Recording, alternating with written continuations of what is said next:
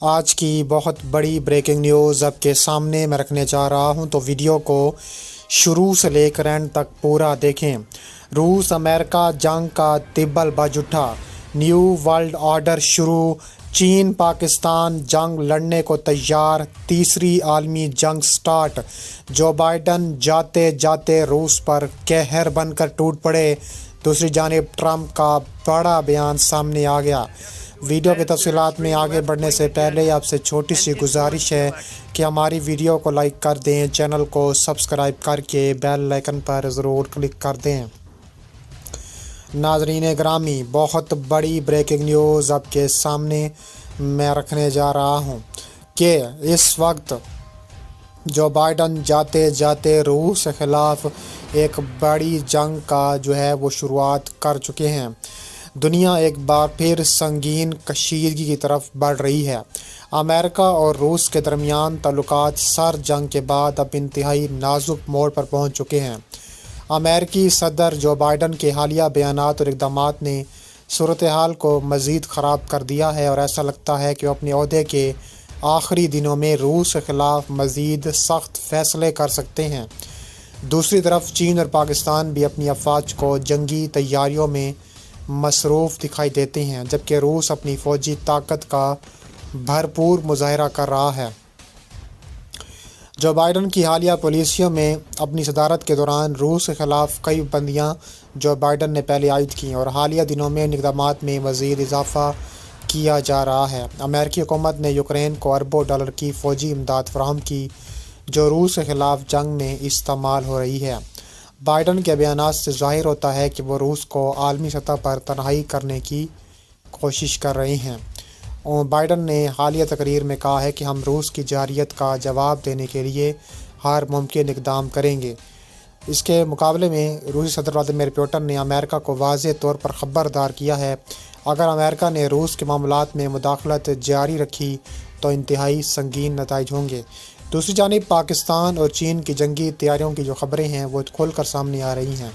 چین جو پہلے ہی امریکہ کے ساتھ معاشی جنگ میں مصروف ہے، اب روس کا کھل کر ساتھ دے رہا ہے۔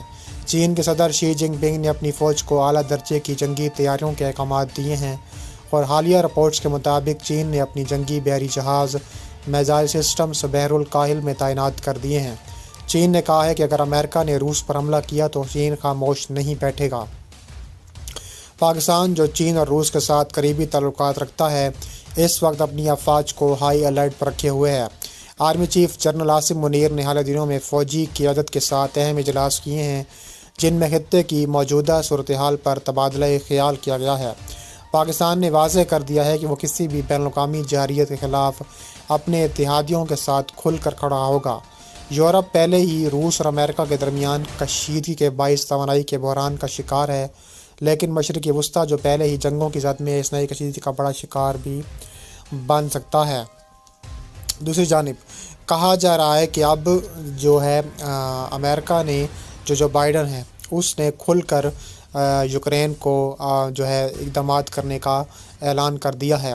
روسی وزارت دفاع نے کہا ہے کہ یوکرین نے روسی سرزمین پر واقع ریستوف کے علاقے میں فوجی ہوائی اڈے پر امریکی ساختہ طویل المسافت ٹیکٹیکل میزائلوں سے حملے کیے ہیں، ہم اس حوالے سے ضروری اقدامات اٹھائیں گے۔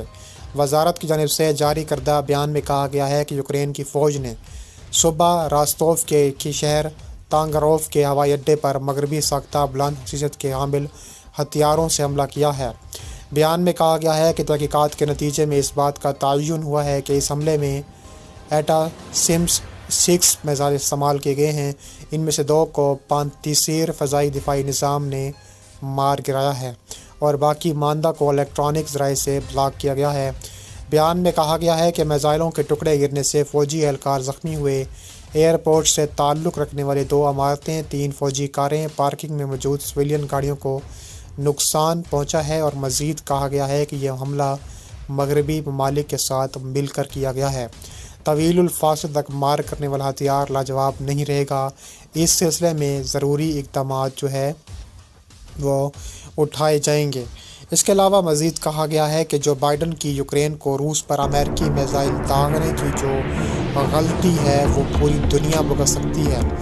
روسی انتظامیہ کی جانب سے صبح جاری ہونے والے ایک بیان میں کہا گیا ہے، اگر امریکہ کی جانب سے فراہم کردہ میزائل روس پر داغے جاتے ہیں تو ماسکو اس حملے کو یوکرین کی جانب سے نہیں بلکہ اسے امریکی حملہ تصور کرے گا۔ کریملن کی جانب سے جاری ہونے والے بیان میں مزید کہا گیا ہے کہ روس اور پوتن نے اپنے موقف کو بہت واضح کر دیا ہے کہ امریکہ کا یہ فیصلہ اس تنازع میں واشنگٹن کی شمولیت کی ایک نئی سطح کی نشاندہی کرتا ہے۔ بیان میں مزید کہا گیا ہے کہ یہ واضح ہے کہ سب کو دوش ہونے والے بائیڈن انتظامیہ جلدی پر تیل کا کام کر رہے ہیں، اس تنازع میں پہلے سے موجود کشیدگی کو مزید بڑھانے کے لیے اقدامات کرنے کا ارادہ رکھتی ہے۔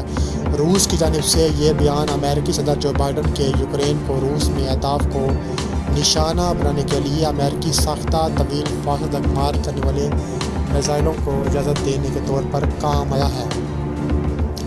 اس کے علاوہ مزید کہا جا رہا ہے کہ بی بی سی کے امریکہ میں partner C B S news کو اعلیٰ امریکی عہدیداروں کی جانب سے اس حوالے سے تصدیق کی گئی ہے کہ صدر جو بائیڈن نے یوکرین کو روس کے خلاف طویل فاصلے تک مار کرنے والے امریکی ساختہ میزائلوں کے استعمال کی اجازت دی ہے۔ امریکہ کے قومی سلامتی کے نائب مشیر جان فائنز نے کریملن کے اس بیان پر رد عمل کا اظہار کیا ہے جس میں امریکہ پر یوکرین روس جنگ میں جلتی پر تیل چھڑکنے کا الزام لگایا تھا۔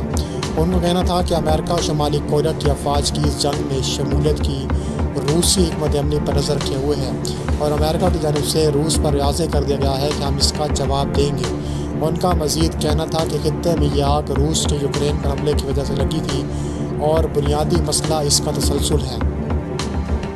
زمینی حقائق کی جانب سے اشارہ کر رہے ہیں کہ عین ممکن ہے کہ روس اب کسی دن روسی کرسک کے علاقے سے یوکرین کی افواج کو بے دخل کرنے کے لیے ایک بڑا حملہ کر سکتا ہے۔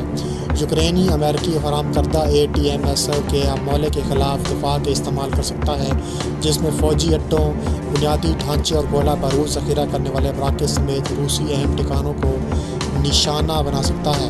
یوکرین کے صدر ولادیمیر زیلنسکی امریکہ کی جانب سے دور تک مار کرنے والے میزائلوں کے استعمال پر پابندی ہٹانے کے بارے میں کئی ماہ سے کوششیں کر رہے تھے تاکہ یوکرین کو روس میں اہداف کو نشانہ بنانے کا جو ہے وہ موقع مل سکے۔ انہوں نے رواں برس ستمبر میں کہا تھا کہ روس اسے نیٹو کی جنگ میں براہ راست مداخلت کے طور پر دیکھے گا۔